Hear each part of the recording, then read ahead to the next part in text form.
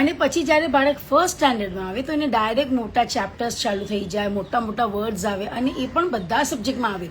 EVSમાં, મેથ્સમાં, ઇંગ્લિશમાં question answer લખવાના હોય, ફિલ ઇન ધ બ્લેન્ક્સ કરવાના હોય, ગ્રામર ચાલુ થઈ જાય. તો બધું એક સાથે બહુ બધું ચાલુ થઈ જાય ફર્સ્ટ ગ્રેડમાં.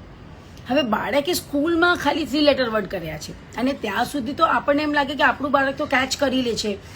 જુનિયર કેજીમાં શું હોય, ABCD, એ તો આપણે ઘરે પણ કરાવી શકીએ.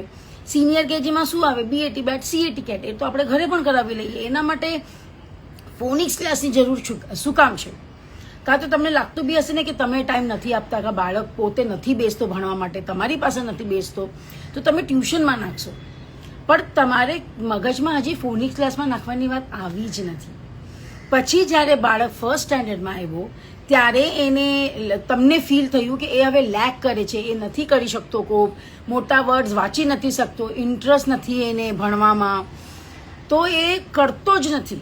ત્યારે તમે જાગો અને તમે ફોનિક્સ ગ્રામરના ક્લાસીસમાં તમારા બાળકને નાખો. હવે એને થોડું ટાઈમ લાગશે કે એ એના લેવલ સુધી ટીચર પણ એને પહોંચાડે ને એ કોપ